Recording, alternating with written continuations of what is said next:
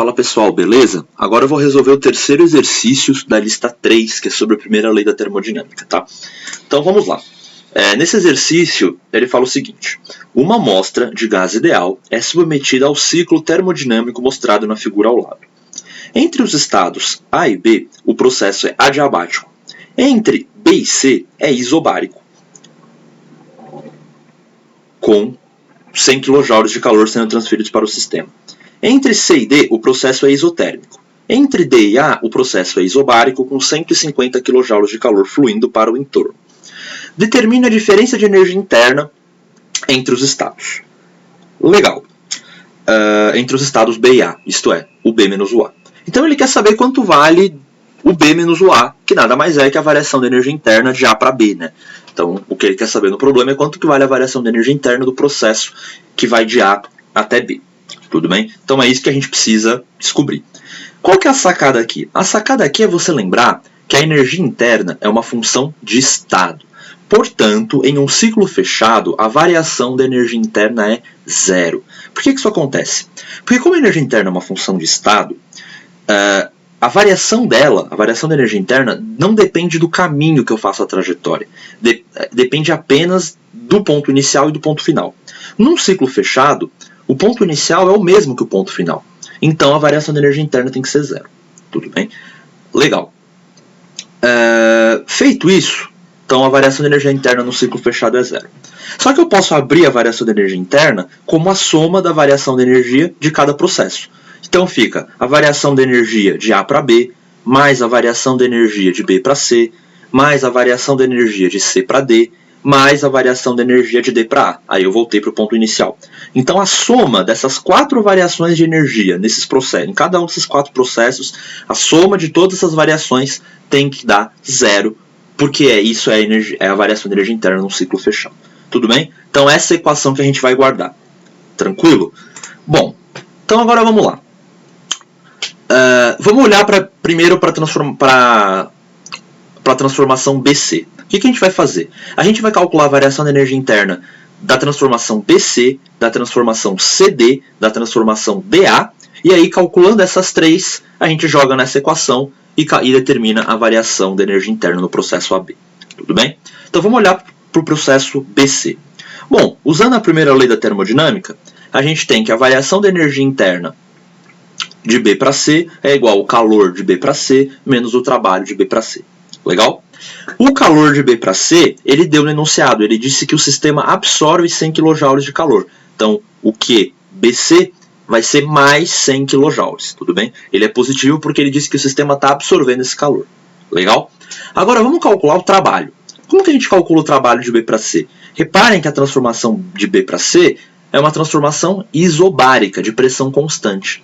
Então, o trabalho vai ser simplesmente a pressão vezes a variação do volume. Então, o trabalho de B para C vai ser, está escrito aqui, a pressão de B, né, que é a mesma pressão do C, que multiplica o volume de C menos o volume de B, que é a variação do volume. Substituindo os dados do gráfico, a pressão em Pascal, ou seja, Newton por metro quadrado, é 3 vezes 10 a quinta, repara que ela era 3 atm, aí eu multipliquei por 10 a quinta para passar para Pascal, né, vezes o volume, a variação do volume.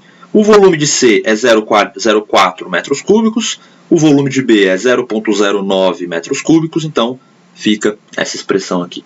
Fazendo todas as continhas bonitinho, a gente obtém que o trabalho é 9,3 10 a quarta joule, ou 93 mil joules, ou 93 quilojoules. Tudo bem? Bom, agora que a gente já tem o calor e o trabalho, a gente pode calcular a variação de energia interna nesse processo. Calor menos trabalho, 100 menos 93. A variação de energia interna no processo de B para C é 7 kJ. Eu coloquei uma estrelinha aqui porque a gente tem que guardar esse resultado. Tudo bem? Legal. Então guardem esse resultado que a gente vai precisar dele mais para frente. Vamos olhar agora para a próxima transformação. Vamos olhar para a transformação que vai de C até D. Bom, ele disse que nessa transformação de C até D, ela é uma transformação isotérmica. Numa transformação isotérmica, a temperatura não varia. Então, entre os pontos C e D, nessa transformação que a gente está vendo aqui, a temperatura é constante. Aí, você vai ter que lembrar uma coisa importante. Para um gás ideal, A energia interna depende apenas de sua temperatura. Depende apenas da temperatura. Ela é uma função exclusiva da temperatura. Portanto, em um processo isotérmico, a energia interna de um gás ideal não varia. Tudo bem? Como a temperatura não muda, a energia interna também não muda. Portanto, a variação da energia interna desse processo de C até D é zero. Legal?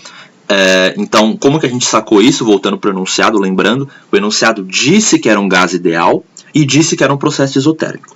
Então, se você tiver um processo isotérmico para um sistema que não seja um gás ideal, você não pode afirmar que a variação de energia interna é zero. Porém, se você tiver um processo isotérmico, a temperatura constante, para um gás ideal, você pode afirmar que a variação da energia interna é zero. Legal? Então, já sabemos aí também a variação da energia interna de C para D. Vamos guardar essa informação. Vamos olhar agora para a próxima transformação, que é de D para A. Reparem que de D para A a gente tem novamente uma transformação isobárica. Tudo bem? Lembrando, primeira lei da termodinâmica de novo, a variação da energia interna é o calor menos o trabalho. O enunciado disse que nessa transformação o sistema perde 150 kJ de calor para o entorno. Significa então que o calor é negativo. Se o sistema está perdendo calor, o calor é negativo. Portanto, o calor de D para A é menos 150 kJ. Tudo bem? E o trabalho vai ser o trabalho de uma transformação isobárica, que é a pressão, que é constante, que multiplica a variação do volume. Nesse caso, o volume final é VA e o volume inicial é VD. Então, a pressão é 1 atm, ou seja, 1 vezes 10 a quinta Newton por metro quadrado, está aqui. Né? O volume de A é 0,20 metro cúbico, o volume de D é 1,2 metro cúbico. Reparem que isso aqui vai dar negativo, 0,2 menos 1,2 vai dar menos 1. Né? Então, o trabalho é menos 1, 10 a quinta joule, ou menos 100 kJ. Legal? Menos 100 mil joules. Então, a gente achou aqui que o trabalho é negativo também. Faz sentido, o volume está diminuindo, é uma compressão, o trabalho é negativo. Tudo bem? Agora que a gente já tem o calor e o trabalho dessa transformação, aqui tem um errinho de digitação, tá, pessoal? Aqui tá certo, tá indo de D para A, mas aqui eu tô falando de B para C, isso tá errado, era para ser de D para A, nisso aqui, ó, tá? Daqui é de D para A, tá bom? Tô aqui circulando, é de D para A. Quando a gente for calcular a variação da energia interna, vai ser o calor, que é menos 150, menos o trabalho. Então, fica menos 100. Então, vai ficar menos 150 mais 100. A variação da energia interna desse processo é menos 50 kJ. Então, a gente já calculou a variação da energia interna dos três processos. De B para C, de C para D, de D para A. Então, já temos essas três informações. De B para C, a gente viu que a variação da energia interna é 7 kJ. De C para D, a gente viu que é zero, porque é um processo isotérmico de gás ideal. E de D para A, a gente viu que é menos 50 kJ. Legal? Agora, a gente vai jogar aqui na equação que a gente obteve lá no começo, que a soma das variações de energia interna de cada processo tem que ser zero, porque é um processo cíclico. É um ciclo fechado. Tudo bem? Substituindo os números, vai ficar variação da energia interna de A para B, que é o que a gente quer, mais 7, mais 0, menos 50, igual a 0. Resolvendo essa equaçãozinha, a gente obtém que a variação da energia interna de A para B, que é a diferença da energia interna, o B menos o A, é igual a mais 43 kJ. Tudo bem? Era isso que o enunciado queria que a gente calculasse, e a gente calculou. Então, só recapitulando os pontos chaves do problema, o primeiro ponto importante era lembrar que num ciclo fechado a variação da energia interna era zero. Portanto, se a gente somar a variação da energia interna de cada um dos processos, isso tem que dar zero. E aí a gente quer calcular a variação da energia interna de um processo em particular, e para isso a gente calcula a variação de cada um dos outros processos. Tá? No primeiro processo de B para C, a gente tinha uma transformação isobárica, a gente já tinha o calor que ele forneceu no enunciado, calculou o trabalho e daí tiramos a energia interna. No segundo processo de C para D, era um processo isotérmico de um gás ideal, então a gente sabe que a variação da energia interna é zero. No terceiro processo, também era um processo isobárico em que o enunciado deu o calor para a gente, calculamos o trabalho, e aí daí a gente tira a variação da energia interna. E aí, por fim, com essas três informações, a gente consegue resolver o problema. Tudo bem? Qualquer dúvida, podem mandar aí nos comentários ou podem mandar um e-mail para mim, que eu tiro com vocês. A gente pode marcar também algum encontro, não encontro pessoal, né, porque isso está proibido, mas marcar algum horário no Skype ou no Hangout para tirar essas dúvidas. Então, qualquer coisa, podem me perguntar, tudo bem?